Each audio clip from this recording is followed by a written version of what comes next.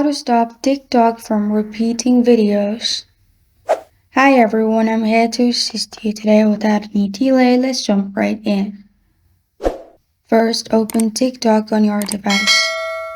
Then, make sure you're in your For You page. If you keep repeating videos, on the right side, click on the arrow-like icon of the video, which will open all these options. In here, click on Not Interested.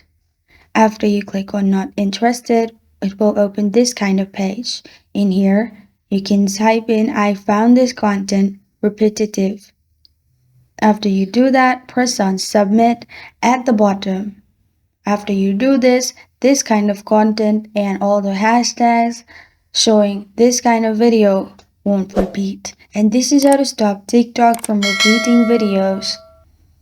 Thank you for joining me today. If this video helps you out, please leave a like and subscribe for more. Got a question or want to suggest a topic? Comment below. Thank you for watching.